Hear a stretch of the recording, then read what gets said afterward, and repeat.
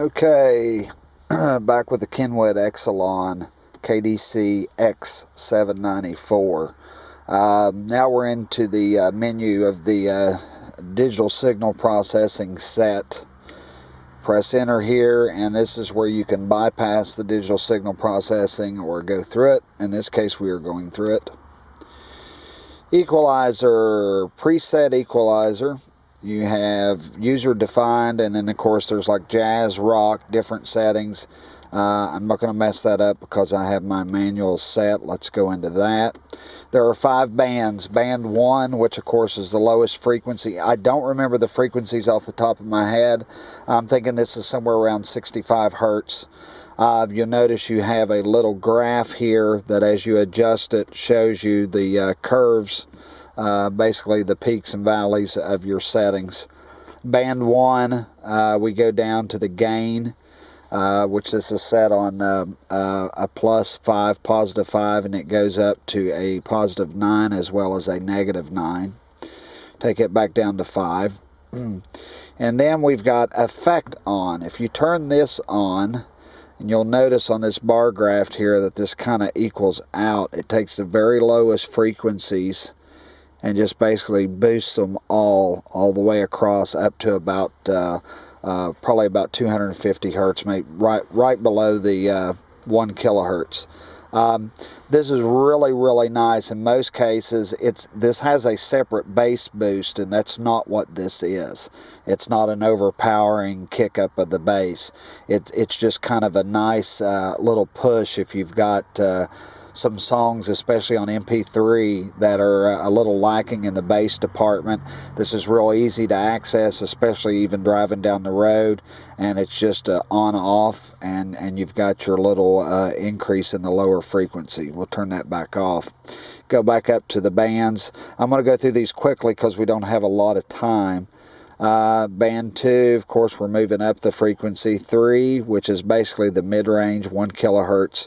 4, I think 4 is around maybe 8 kilohertz, and then 16 kilohertz. So we'll come back out of this. Menu takes you back out each time. You just press it every time, and then there's the bass boost I was telling you about. Off. You've got step 1 and step 2. Step 2 is an extreme increase in the low frequency, and this is just a modest increase. So even with this bass boost, it's not a set like a +6 dB. You have 2 different settings for this. Highway sound, mine is set to off, and you can see this shows a diagram of the car with the speakers kind of in close.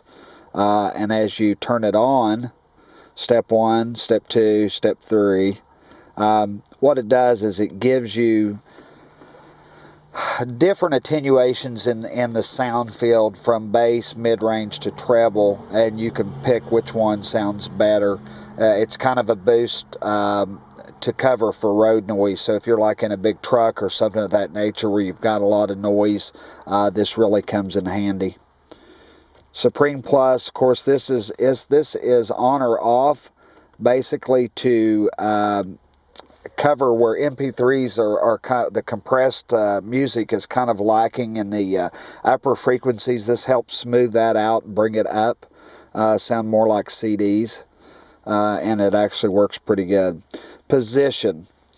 Now, preset position, the car is not divided, but it's set up into basically front and back. And what you're setting here is you're setting your how you want your sound field basically laid out. Do you want to tell it that you're sitting in the front? There's nobody in the back, so the emphasis is on the front speakers as far as the sound field goes. You can set it for all 4. You can set it for just the left front or right front. In my case, I set front all, which would be the front 2 speakers. We'll go back into digital time alignment. This is where you set up the distance of the speakers. We've got front, left and right, and rear, left and right. And basically what you're doing is you're setting the distance from the listening position. Now you can make the listening position if you want to be your driver's seat, and then do the feet from there. Or you can set it up like some situations where people will use their center console and then measure everything from that. Okay, let's go back out. Balance, of course everybody knows what balance is. Fader, detailed setup. This is where you set car type speaker. Car type, this is full-size car, so you would set full-size car, compact, subcompact, station wagon, minivan, SUV, and it goes to a few other ones, or you can just leave it off. In this case, it's full-size car. Speakers, you're going to put your speaker size in. Like for this, we've got front 6.5 inch in the door, and tweeter is used. And then we can go on to the rear. On my case, I have 6x9s in the rear deck. Subwoofer, nope, there's none used in this one.